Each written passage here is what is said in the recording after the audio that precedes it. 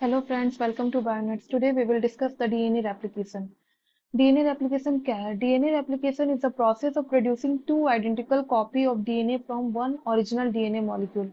DNA replication में जो DNA molecule है, original DNA molecule है, two copy of DNA molecule produce होता है। ये फर्स्ट प्रोसेस में डीएनए जो मॉलिक्यूल है वो डबल स्ट्रैंड है, वो पहले सिंगल स्ट्रैंड होगा, उसके बाद ये फिर सिंगल स्ट्रैंड जो है वो टेम्पलेट की तरह एक्ट करता है और ये कॉपी बनाता है डीएनए मॉलिक्यूल को। Two daughter DNA molecule produce होता है।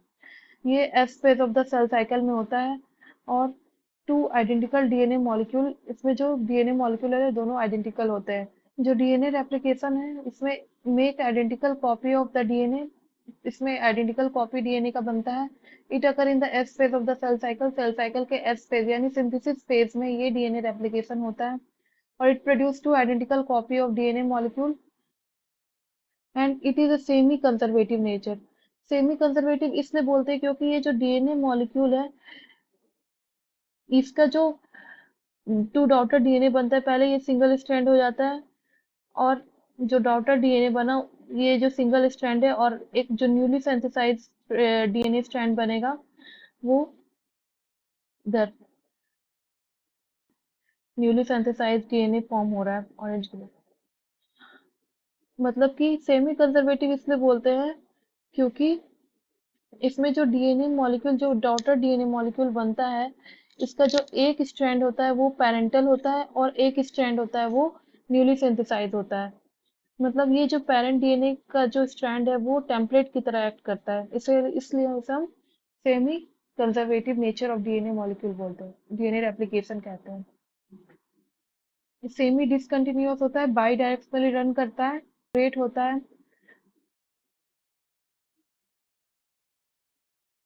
फिर स्टेप स्टेप क्या है डीएनए रेप्लिकेशन का? डीएनए रेप्लिकेशन का जो पहला स्टेप है इनिशिएशन है, फिर अनबाइंडिंग, जो दो स्ट्रैंड होता है वो अनबाइंड होता है।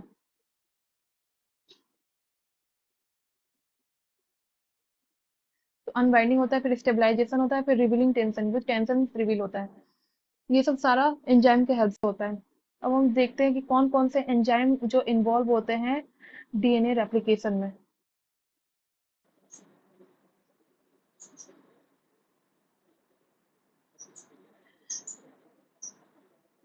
डीएनए रेप्लिकेशन में सबसे पहला रोल होता है एंजाइम का। Enzyme involve in DNA replication.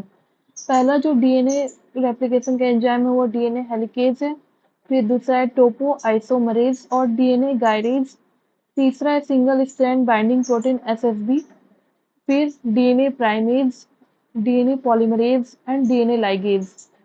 ये सब एंजाइम के बारे में हम डिटेल में स्टडी करते हैं।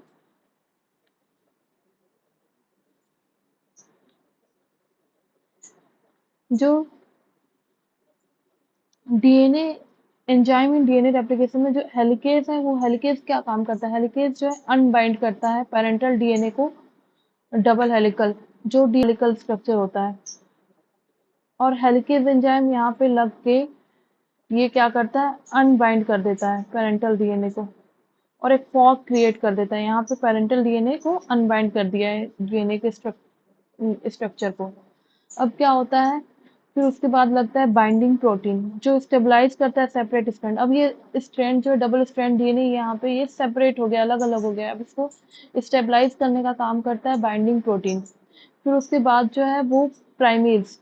प्राइमेज क्या काम करता है? ऐड करता है short primer to template strand. इसमें छोटा छोटा प्राइमर ऐड करता है टेम्पलेट स्ट्रैंड में। शॉर्ट शॉर्ट प्राइमर ऐड करता है टेम्पलेट स्ट्रैंड में प्राइमेज। फिर डीएनए पॉलीमरेज, ये क्या काम करता है? DNA polymerase bind nucleotide to form new strand. ये जो डीएनए पॉलीमरेज जब लगता है स्ट्रैंड में तो ये न्यू न्यूक्लियोटाइड को बाइंड कराता है और नया स्ट्रैंड, कंप्लीटली नया स्ट्रैंड बनाता है। फिर उसके बाद डीएनए पॉलीमरेज 1, और इसका ये डीएनए पॉलीमरेज 1 एक्सोन्यूक्लियस की तरह भी हेल्प काम करता है। मतलब it remove RNA primer and insert the correct base. ये जो डीएनए पॉलीमरेज 1 है ये दो टाइप का होता है, एंडोन्यूक्लियस और एक्सोन्यूक्लियस। एंडोन्यूक्लियस जब मिडिल में जब ये रिमूव करता है तो उसे हम एंडोन्यूक्लियस कहते हैं। एक्सोन्यूक्लियस जब ये इंड में रिमूव करते हैं तो एक्सोन्यूक्लियस कहते हैं। मतलब इसका काम क्या है कि आरएनए प्राइमर को रिमूव करना और इंसर्ट करना करेक्ट बेस पेयर। फिर उसके बाद है डीएनए लाइगेज। जितना भी जो डीएनए स्ट्रैंड जो बना है इसको पूरा कंप्लीटली सील करना और शुगर फॉस्फेट बैकबोन में इसे इसका काम है डीएनए लाइगेज का, मतलब ज्वाइन करना, सील करना। तो ये हेल्प करता है डीएनए लाइगेज। नेक्स्ट हम जानेंगे मैकेनिज्म क्या क्या इन्वॉल्व है।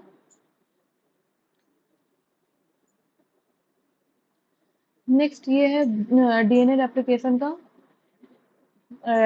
फॉर्क, जिसमें कि आप देख सकते हैं ये डबल स्ट्रैंड डीएनए मॉलिक्यूल है और यहाँ से जब हेलिकेज लगता है तो अनबाइंड हो जाता है डीएनए का स्ट्रैंड, और यहाँ पे ये छोटा छोटा आरएनए प्राइमर लग करके एक स्मॉल प्राइमर को ज्वाइन करता है, जिसको हम लोग ओकाजाकी फ्रैगमेंट बोलते हैं। ओकाजाकी फ्रैगमेंट इसलिए बोलते हैं क्योंकि ये जो शॉर्ट शॉर्ट प्राइमर जो ऐड हुआ है इस डीएनए स्ट्रैंड में, इसे हम ओकाजाकी फ्रैगमेंट बोलते हैं। इसे हम लैगिंग स्ट्रैंड बोलते हैं जहाँ डिसकंटिन्यूअस होता है, और इसको लीडिंग स्ट्रैंड बोलते हैं। यहाँ पे आप देख सकते हैं कोई भी ओकाजाकी फ्रैगमेंट नहीं फॉर्म हुआ है, कंटिन्यूअस है, तो इसे हम लीडिंग स्ट्रैंड बोलेंगे। और ये रेप्लिकेशन फॉर्क।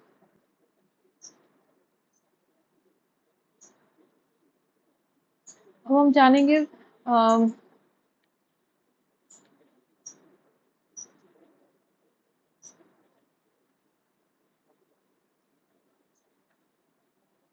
मैकेनिज्म क्या है डीएनए रेप्लिकेशन का।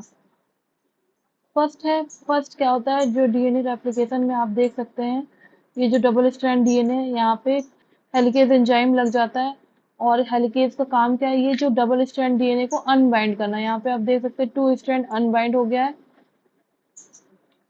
देख सकते हैं 2 अलग अलग स्ट्रैंड अनबाइंड हो गया। उसके बाद जो दूसरा जो प्रोटीन लगता है वो single strand binding protein, SSB बोलते हैं जिसे, और ये स्टेबलाइज करता है अनबॉन्ड पेरेंटल डीएनए को। जब ये डीएनए अनबॉन्ड हो गया तो अनस्टेबल भी हो गया है। अब इसको स्टेबलाइज करने का काम कौन करेगा, सिंगल स्ट्रैंड। यहाँ पे आप ये देख सकते हैं ये सिंगल स्ट्रैंड बाइंडिंग प्रोटीन है, जिसको एसएसबी बोलते हैं, ये स्टेबलाइज करता है। थर्ड नंबर में आप देख सकते हैं यहाँ पे ये leading strand is synthesised continuously in the 5 prime to 3 prime direction by DNA polymerase.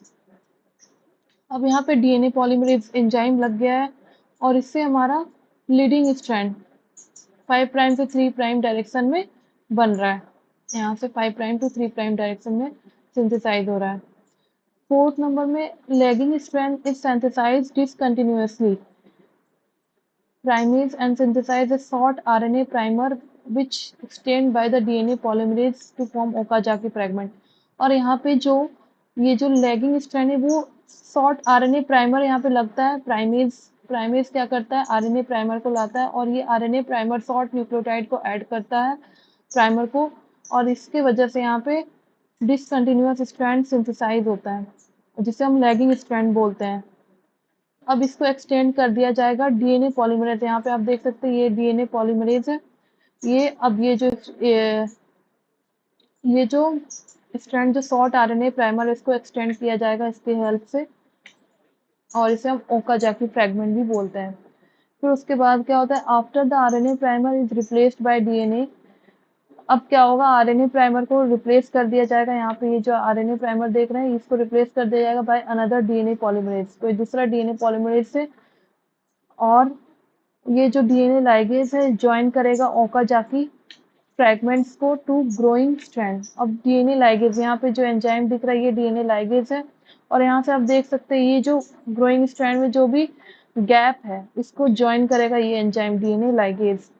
So this is a over all the DNA replication. I hope you understand. If you like this video, please like, share, subscribe to my channel. Thank you for watching.